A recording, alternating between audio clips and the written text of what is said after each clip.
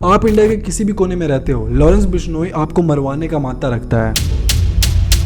और आखिर वो ये सारी चीजें कैसे एग्जीक्यूट कर पाता है, आज इस वीडियो में मैं आपको पूरे डिटेल्स बताने वाला हूँ। लॉरेंस बिश्नोई के पिताजी लविंदर कुमार बिश्नोई, जो कि एक पुलिस कांस्टेबल थे, वो अपने बेटे को एक आईपीएस ऑफिसर बनाना चाहते थे जो भारत में क्राइम्स को खत्म करेगा। बट हुआ इसका ठीक उल्टा। वो ना सिर्फ क्राइम्स की दुनिया में घुसा, बट एक के बाद एक बड़े बड़े क्राइम्स करता गया। 12 सालों में लॉरेंस के 36 क्रिमिनल केसेस रजिस्टर्ड किए जा चुके हैं, जिसमें से 6 में वो कन्विक्ट भी हो चुका है। इनफैक्ट वो सिर्फ एक गैंगस्टर नहीं है, बल्कि वो एक टेररिस्ट भी है। साल 2022 में नेशनल इन्वेस्टिगेशन एजेंसी एनआईए ने लॉरेंस बिश्नोई को अनलॉफुल एक्टिविटीज प्रिवेंशन एक्ट के अंतर्गत बुक किया था। पर आखिर ये सारी चीजें शुरू हुई कहां से? आखिर उसके बचपन में ऐसा क्या हो गया जिसकी वजह से एक पुलिस कांस्टेबल का बेटा बाद में जाके इंडिया का सबसे बड़ा गैंगस्टर बन गया? चलिए जानते हैं।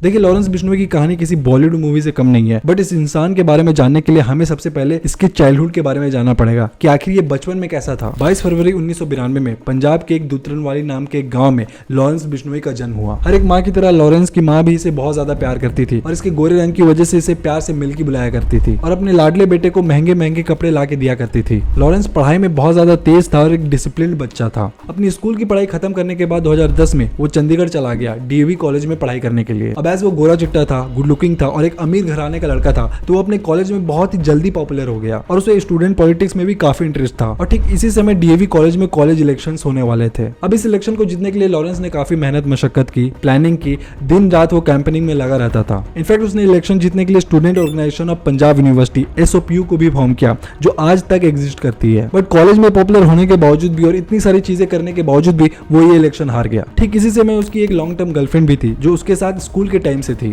और उसकी अचानक से मौत हो गई। अब कुछ लोग इसमें बोलते हैं कि उसकी कार में आग लगने की वजह से मौत हुई थी, तो इनफैक्ट कुछ लोग ये भी बोलते हैं कि उसके दुश्मन गैंग ने उसे मरवाया था। तो इलेक्शन में हार और गर्लफ्रेंड की मौत, ये दो इंसिडेंट्स बिश्नोई की लाइफ का सबसे बड़ा टर्निंग पॉइंट निकला। और इसके ठीक तुरंत बाद उसने पहली बार एक रिवॉल्वर खरीदा। ठीक इसी समय उसने Punjab university campus student council को भी ज्वाइन किया, जहां पे वो पहली बार गोल्डी ब्रास से मिला। और फिर धीरे धीरे दोनों ने कॉलेज में गुंडागर्दी करनी शुरू कर दी। और फिर जैसे एनिमल मूवी में रणबीर कपूर का कैरेक्टर स्कूल में बंदूक लाता है और अंधाधुंध फायरिंग करना शुरू कर देता है, ठीक वैसे ही फरवरी 2011 में जब दो ग्रुप्स के बीच हाथापाई हो रही थी, तब उसने अचानक से रिवॉल्वर निकाल के अंधाधुंध फायरिंग करनी शुरू कर दी। और इसी इंसिडेंट के बाद बिश्नोई के अगेंस्ट पहली बार एफआईआर केस दर्ज हुआ। इस एफआईआर से बचने के लिए तब 19 साल का बिश्नोई गैंगस्टर जग्गू भगवानपुरिया और रॉकी फजिल्का के पास जाता है। और फिर यहीं से धीरे धीरे बिश्नोई ने क्राइम की दुनिया में अपने कदम रखने शुरू कर दिए। इन दो गैंगस्टर्स ने बिश्नोई को ना सिर्फ क्राइम की दुनिया के ट्रेड्स एंड ट्रिक्स सिखाए, पर उन्होंने साथ में बिश्नोई को अपने ऑपरेशंस में एक फ्री हैंड भी दे दिया कि तुम्हें जो करना है वो करो, हम तुम्हारे साथ हैं। बिश्नोई धीरे धीरे पंजाब के क्राइम वर्ल्ड में एस्टैब्लिश होते गया। जो पहली गैंग जो इसने बनाई, इसका नाम उसने 007 रखा था,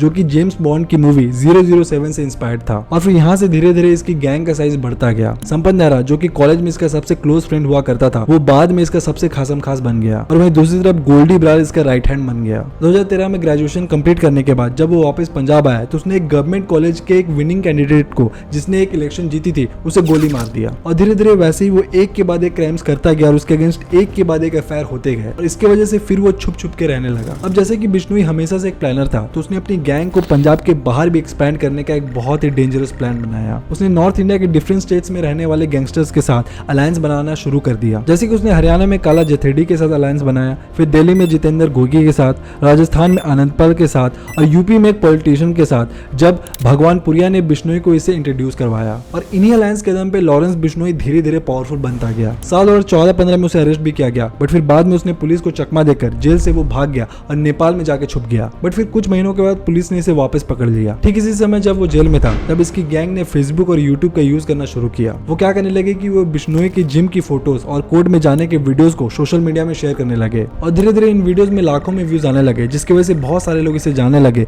और लोगों के मन में इसके प्रति एक खौफ पैदा होते गया। और इसके इसी इमेज का फायदा उठाते हुए इसकी गैंग ने लोगों से फिरौती लेना शुरू कर दिया। और जब वो धीरे धीरे पॉपुलर होते जा रहा था, तब उसने पहली बार सलमान खान को मारने की धमकी दी ब्लैक बक केस से रिलेटेड। भाग देंगे, पुलिस इतनी सिक्योरिटी आपकी, तो जब हम करेंगे तो पता लग ही जाएगा। सलमान खान का करेंगे, मारेंगे, यही जोधपुर में मारेंगे, जब पता लग जाएगा इनको। अभी तो मैंने कुछ किया ही नहीं, बिना मतलब को इन्वॉल्व कर रहे हैं। इस इंसिडेंट के बाद ये और फेमस हो गया और देश में लगभग हर कोई इसे जानने लगा। और फिर ओवर द इयर्स कई बार इसकी गैंग ने सलमान खान को मारने की कोशिश भी की है। आज के समय डिफरेंट स्टेट्स में बिश्नोई के पास 600 से भी ज्यादा शूटर्स हैं, जो इसके एक इशारे में क्राइम्स करते हैं, लोगों से फिरौती लेते हैं और फिर उन पैसों को आपस में बांट लेते हैं। But now the question comes that आखिर इनको ये शूटर्स मिलते कहां से हैं? वेल, बिश्नोई गैंग ना सिर्फ शार्प शूटर्स को हायर करती है, बट इसके अलावा वो ऐसे मजदूर जो बिहार, राजस्थान, हरियाणा, दिल्ली में काम करते हैं, जो 15 से 20 साल के होते हैं और बाद में इन्हें पैसे की लालच दे के इन्हें अपने गैंग में शामिल कर लेती है। अब ये तो रही बात कि कैसे लॉरेंस बिश्नोई एक गैंगस्टर बना। अब मैं आपको ये बताने वाला हूँ कि कैसे लॉरेंस बिश्नोई का दुनिया भर के टेररिस्ट ग्रुप्स के साथ लिंक्स है, और इन बातों को जान के आप शॉक हो जाओगे। वैसे यूँ तो लॉरेंस बिश्नोई के बारे में ये बोला जाता है कि वो खालिस्तानियों के बहुत अगेंस्ट है और वो एक सच्चा देशभक्त है, और इसकी वजह से बहुत सारे लोग इसके फैन भी हैं। बट मैं आपको अभी प्रूव करके दिखाऊंगा कि कैसे Lawrence Bishnoi is a Khalistani supporter. Yes, you heard it right. आपको ये जान के हैरानी होगी कि नेशनल इन्वेस्टिगेशन एजेंसी ने लॉरेंस बिश्नोई के अगेंस्ट एक फ्रेश चार्जशीट फाइल की हुई है, जहां उन्होंने बताया कि बिश्नोई के बहुत सारे Khalistani outfits like Babbar Khalsa international के साथ डायरेक्ट लिंक्स हैं और वो इन टेररिस्ट आउटफिट्स को पैसे भेजता है। और मैं आपको बता दूं कि बब्बर खालसा वही ऑर्गेनाइजेशन है जो पाकिस्तान की आईएसआई के साथ मिलकर काम करती है इंडिया के अगेंस्ट। इनफैक्ट 2016 में जो नावा जेल ब्रेक इंसिडेंट हुआ था, और इस वक्त की बड़ी खबर जिस पर लगातार हमारी नजर बनी हुई है, पंजाब पुलिस के नाभा जेल से फरार हुए 6 कैदियों की सरगर्मी से इस वक्त तलाश की जा रही है। वो पंजाब की हिस्ट्री का सबसे काला दिन था और इसके पीछे का मास्टरमाइंड कोई और नहीं, लॉरेंस बिश्नोई था। वेल, हुआ यह था कि बिश्नोई ने नाभा जेल में रहने वाले बहुत सारे कैदियों को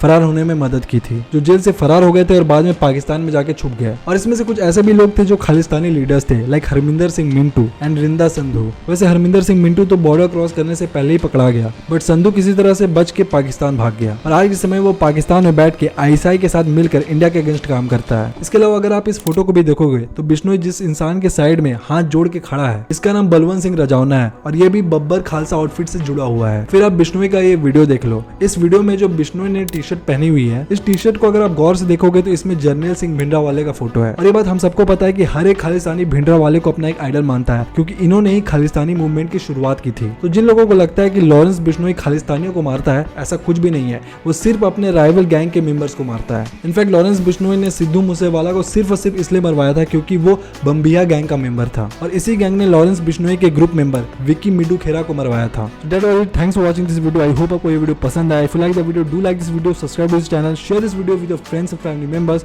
अगर आपको ऐसी और वीडियोस देखने में इंटरेस्ट है, then watch these videos which are right in front of your screen. And now until next time, be the change.